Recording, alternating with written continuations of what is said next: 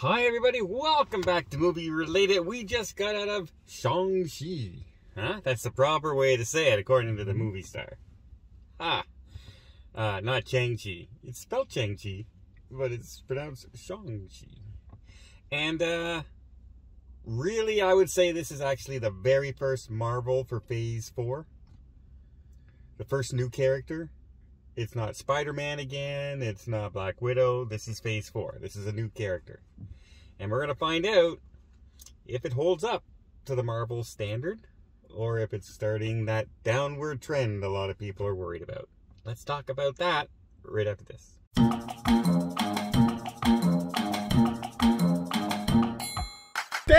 Yeah. Shang-Chi and the Legend of the Ten Rings. Now, this is more of a movie towards me because it's a martial arts film. And that's something that I'm a big fan of. The Bruce Lee films, the Jet Li films, etc. What did you think? Of the whole movie? The whole movie. Well, that's kind of a big question. Well, we don't want to give too much away. A lot of people haven't been able to go to the theater yet. Okay, so the basic plot is there's this guy, for some reason he has the 10 magical rings and like he's lived for 1,000 years. All he cares about is money and power, and he loses his, he settles down, puts the rings away, but when he loses his wife, he picks the rings back up and becomes a bad guy again. That's the plot. And his son doesn't like it. His son ran away. Yeah.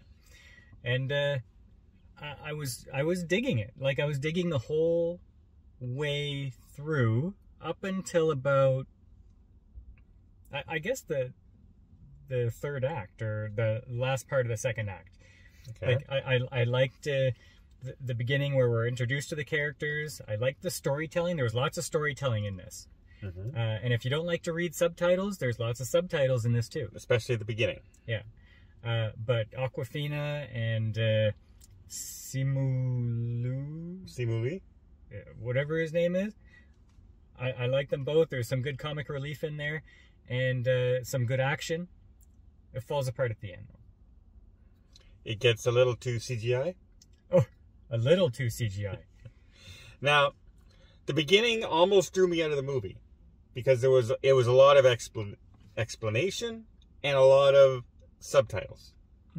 I was okay with that though. I was okay, but I was saying, okay, you've been telling us the story long enough now at one point. Like, it went on quite a while at the beginning. It wasn't just a quick one. By the way, this is the 10 rings and this is and now the legend begins.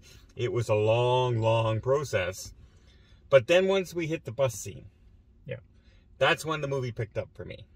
Yeah, there's this bus scene where you're saying, okay, well, there's going to be that typical fight on a bus between the bad guys and the hero, but it's a really good fight scene. Yeah, it's like almost like an ode to Jackie Chan.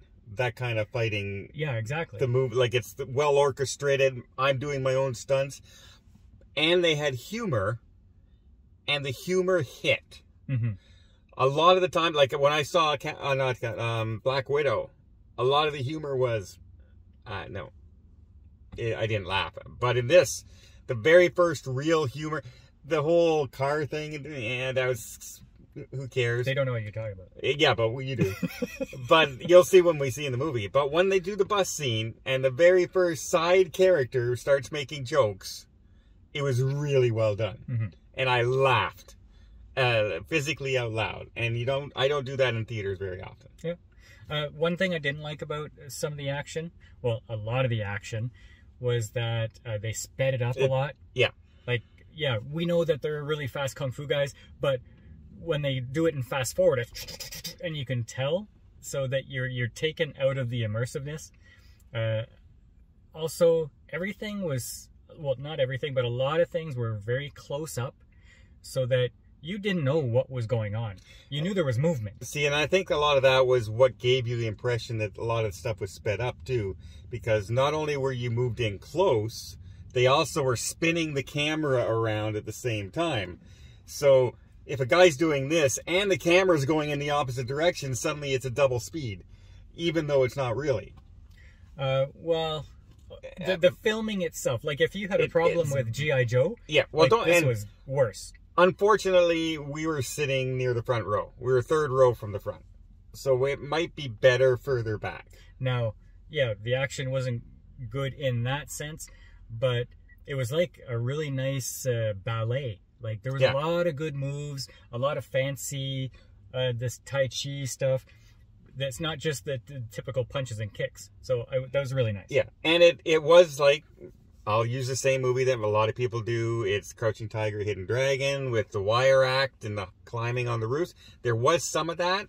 It wasn't overly done until the final scene. In fact, when the bad guy first meets his to-be wife, it's a really good scene. Like, he's there, and she forbids him to go into the village, and they get into a fight, and he's astounded that she can actually take him on. And it's a really good battle between the two. That was really enjoyable. Yeah, and it's kind of a yang-yi kind of system. He's all power and she's all finesse. Mm-hmm. And it was really well done. I think pretty much everybody in here did a fantastic acting job. You're going to have a cameo by Ben Kingsley. Yep. For some reason. Well, you know why? I don't know why. He's the Mandarin. Oh. Remember? Okay, I know that they told the story, but I didn't know that they were referring to him. Yeah, and he's Mandarin, remember? He was Mandarin in Iron Man. Oh, I can't remember. Well, no wonder you're confused. My baby formula had lead. I'm sure of it. No, but Ben Kingsley's is in this, and he's just plays a low-key character, but he's so funny. Yep. Yeah. Spoiler alert, sorry. The Mandarin is in this movie, because I had to explain it to the movie reviewer in Paul. Hey, I didn't claim to be an expert. No one ever claimed that. All right, well, what would you give this movie, Now we said all that stuff. Now let's talk about the ending. The ending is very... Here's some of the problems I had with the ending, then. When the two armies oppose each other and start fighting, it looks like the townspeople are just kicking their butt all over the place. And then we come back to it a little bit later, and they have them on the ground. They're holding them prisoner. Let them up. And I'm, what? When did that happen? Because you were just kicking their... And it's not like they had 1,000 guys there. They drove there in 5 Jeeps. So it wasn't like there's 1,000 guys getting out of those Jeeps. There were more townspeople than there were, and they were all expert martial artists. Yeah, so if his wife was able to take on the master guy with the 10 rings at the beginning, I'm sure the villagers could have demolished this army. Oh, yeah. And they all had dragon scale armor and weapons. And the mother's sister was there. And she's actually the one who trained the mother. Yeah, I think they could have done that. And then this whole creature thing. Well, I didn't mind the creature. There's creatures, okay? Yeah. We're not going to spoil it for you. I didn't mind that at all. However, the way the CGI was done is you can't tell what's going on. No, just forget about it. And it's really quick. Like the two creatures are fighting each other, but you don't know what one. All you know that he must have hit him because one of them went like this, and that was it. It was so quick. And some of the battle takes place down near the water where the waves are splashing up, and forget about figuring out what's going on. Again. We were really close to the screen. No. It might be a difference. We could have been in Toronto. We still wouldn't have been able to figure out what was going on. Well, we'll see. Because I'm probably going to see it again at some point. So I'll see it a little bit further back. If somebody would have reserved our tickets ahead of time, like I said we should have done... you said, no, don't worry about it. Front row. You had people riding on the backs of these flying creatures that are doing battle, and their footing is perfect. It's like they're glued onto those things and they have no problem. It's just like a graceful ride through the sky for them. Come on. Did somebody with brains was filming this and making sure that the CGI was right? Well, you do know in Chinese lore and that they ride dragons all the time. Like, this is not a weird event. Right? No. Okay, anybody who sees this, you'll agree with me. We'll see. I had no problem with it. At all. I did. Apparently. And the lights went out all over the world. Okay. That being said, overall, I enjoyed this movie. Yes. And I was a little worried that I wouldn't, but it's right up my alley. It had humor, good acting, and martial arts fighting that I enjoyed watching. So I was very happy with it. Mm-hmm. What would you give it out of 10?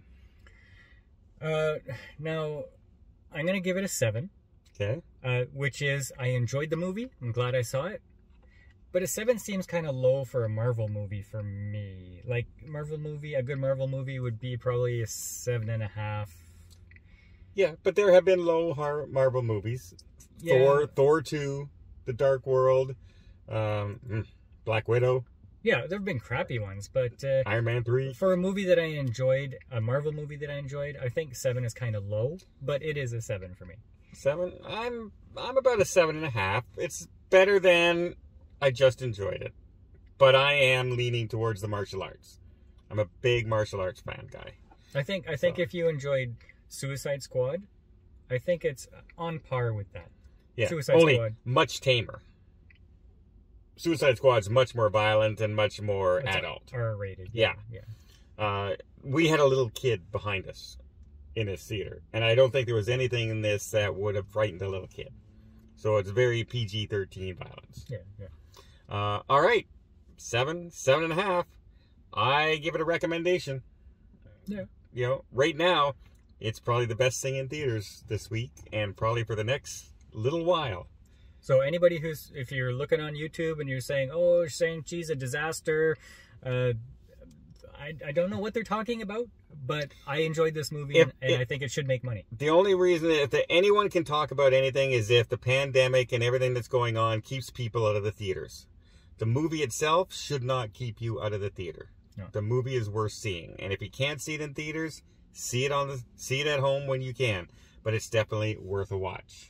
And until next time, we're movie related without Mark, and I bet you enjoyed it even more. And until next time, we'll see you on the channel.